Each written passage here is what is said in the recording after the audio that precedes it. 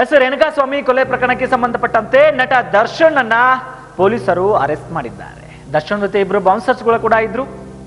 ಇದಕ್ಕೆ ಕಾರಣ ಆ ಯುವಕ ಮೇಲೆ ಹಲ್ಲೆ ಮಾಡಿದ್ದು, ಆ ಯುವಕ ಮೃತಪಟ್ಟಿದ್ದು. ಮೊದಲಿಗೆ ಆ ರೇಣುಕಾಸ್ವಾಮಿ ಶವವನ್ನ ನೋಡಿದ್ದು ಒಬ್ಬ ಸೆಕ್ಯೂರಿಟಿ ಗಾರ್ಡ್. ಆ ಸೆಕ್ಯೂರಿಟಿ ಗಾರ್ಡ್ ದೂರನ್ನ ನೀಡಿದ್ದಾನೆ. ಆ ದೂರು ಏನು ಅಂತದ್ದು ನೀವೇ ನೋಡ್ಕೊಂಡು ಬನ್ನಿ.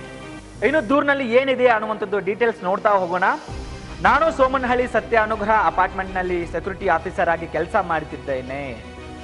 ದಿನಾಂಕ 9/6/2024 ಬೆಳಿಗ್ಗೆ 8 ಗಂಟೆಗೆ ನಾನು ಅಪಾರ್ಟ್ಮೆಂಟ್ ನಲ್ಲಿ ಕರ್ತವ್ಯ ವರದಿ ಮಾಡಿಕೊಂಡಿದ್ದೆ. ನಾನು ಅಪಾರ್ಟ್ಮೆಂಟ್ ಹತ್ತಿರ ಬಂದಿದ್ದೆ, ಆದ್ರೆ ಒಬ್ಬ ಸೆಕ್ಯೂರಿಟಿ ಗಾರ್ಡ್ ಕೊಟ್ಟಿರುವಂತದ್ದು ದೂರಿದು. ಸೊ ಆ ದೂರಿನ ಹಿನ್ನೆಲೆಯಲ್ಲಿ ಈಗಾಗಲೇ ಇವ್ರನ್ನೆಲ್ಲೂ ಕೂಡ ಅರೆಸ್ಟ್ ಮಾಡಲಾಗಿದೆ. ನೋಡಿ ದೂರಿನಲ್ಲಿ ಏನಿದೆ ಅಂತದ್ದು ನಿಮ್ಗೆ ತೋರಿಸ್ತಾ ಹೋಗ್ತೀವಿ. ಅಪಾರ್ಟ್ಮೆಂಟ್ ಮುಂಭಾಗದಲ್ಲಿ ಮೋರಿ ಪಕ್ಕದ ಟಾರ್ ರಸ್ತೆಯಲ್ಲಿ ಗಸ್ತು ಮಾಡಿಕೊಂಡು ಬರುವಾಗ ಪೇಟೆ ಚಿನ್ನಪ್ಪನ ರಸ್ತೆ ಕ್ರಾಸಿಗೆ ಹೋಗುವ ಸ್ವಲ್ಪ ದೂರದಲ್ಲಿ ಸುಮಾರು 30 ರಿಂದ 35 ವರ್ಷದ ಅಪರಿಚಿತ ವ್ಯಕ್ತಿ ಮೃತದೇಹ ರಸ್ತೆ ಪಕ್ಕದಲ್ಲಿ ಬಿದ್ದಿರುವುದು ನನ್ನ ಕಣ್ಣಿಗೆ ಬಿತ್ತು ಅಂತ ಹೇಳಿ ಸೆಕ್ಯೂರಿಟಿ ಗಾರ್ಡ್ ದೂರನ ಕೊಡ್ತಾರೆ.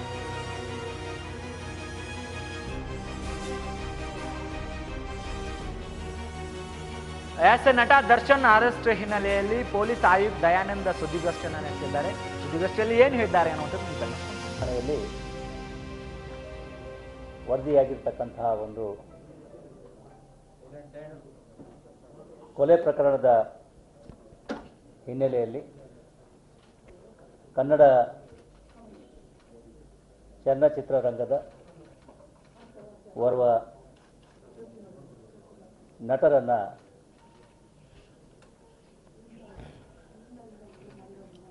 ಪ್ರಶ್ನೆ ಮಾಡಲಾಗ್ತಾ ಇದೆ. ಈ ಕೊಲೆ ಪ್ರಕರಣ ಆಗಿರ್ತಕ್ಕಂಥದ್ದು ದಿನಾಂಕ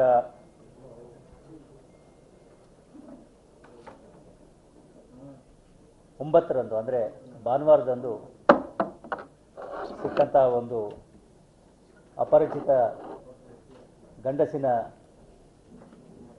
ಶವದ ಆಧಾರದ ಮೇರೆಗೆ ಆತನ ದೇಹದ ಮೇಲೆ ಇದ್ದಂತಹ ಗಾಯಗಳನ್ನು ಗಮನಿಸಿ ಕಾಮಾಕ್ಷಿಪಾಳ್ಯ ಪೊಲೀಸ್ ಠಾಣೆಯ ವ್ಯಾಪ್ತಿಯಲ್ಲಿ ಕೊಲೆ ಪ್ರಕರಣವನ್ನು ಭಾನುವಾರದ ದಿವಸವೇ ರಿಜಿಸ್ಟರ್ ಮಾಡಿಕೊಳ್ಳಲಾಗಿತ್ತು. ಅದಾದ ನಂತರದಲ್ಲಿ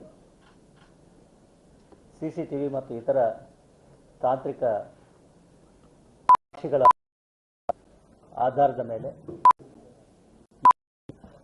ಕೊಲೆಯಾದ ವ್ಯಕ್ತಿಯ ಗುರುತು ಪರಿಚಯ ಗೊತ್ತಾಗಿದ್ದು, ಆತ ಚಿತ್ರದುರ್ಗ ನಗರದ ರೇಣುಕಾಸ್ವಾಮಿ ಅಂತೇಳಿ ಈಗಾಗಲೇ ಗೊತ್ತಾಗಿದೆ.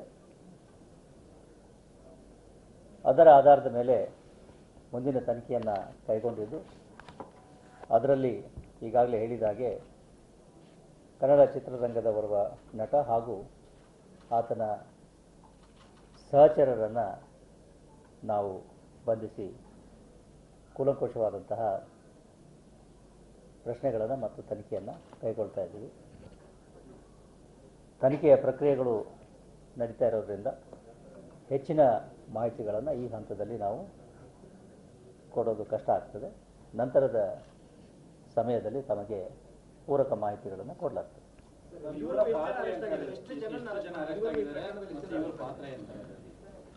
ಈಗಾಗಲೇ ಹೇಳಿದಾಗೆ ಈ ಎಲ್ಲ ವಿಷಯಗಳಿಗೆ ಇನ್ನೂ ಸ್ವಲ್ಪ ಸಮಯ ಬೇಕಾಗ್ತದೆ.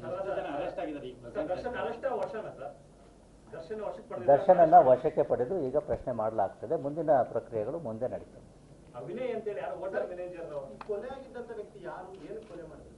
ಕೊಲೆಯಾಗಿರ್ತಕ್ಕಂಥ ವ್ಯಕ್ತಿ ರೇಣುಕಾಸ್ವಾಮಿ ಅಂತ ಹೇಳಿ 33 ವರ್ಷ ವಯಸ್ಸಿನವನು, ಚಿತ್ರದುರ್ಗದವನಾಗಿದ್ದು, ಈತ ಈ ಚಿತ್ರನಟನ ಪತ್ನಿಗೆ ಕೆಲವೊಂದು ಡೆರೋಗೇಟರಿ ಮೆಸೇಜಸನ್ನು ಕಳಿಸಿದ್ದೆ ಅನ್ನೋದರ ಆಧಾರದ ಮೇಲೆ ಈ ಒಂದು ಘಟನೆ ನಡೆದಿದೆ ಅಂತಕ್ಕಂಥದ್ದು ಪ್ರಾಥಮಿಕ ವಿಚಾರಣೆಯಲ್ಲಿ ಗೊತ್ತಾಗಿದೆ. ಹೆಚ್ಚಿನ ವಿವರಗಳನ್ನು ನಾವು ಈ ಸಂದರ್ಭದಲ್ಲಿ ಕೊಡಲಿಕ್ಕೆ ಆಗುತ್ತೆ.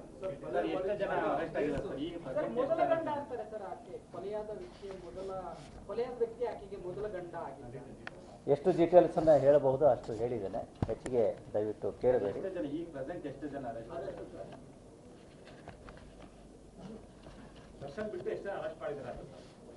ಕೆಲವು ವ್ಯಕ್ತಿಗಳನ್ನು ವಶಕ್ಕೆ ತೆಗೆದುಕೊಳ್ಳಲಾಗಿದೆ. ವಿಚಾರಣೆ ನಡೀತಾ ಇದೆ. ಸುಮಾರು 10ಕ್ಕೂ ಮೇಲ್ಪಟ್ಟು ಅಂತ ಹೇಳ್ಬೋದು.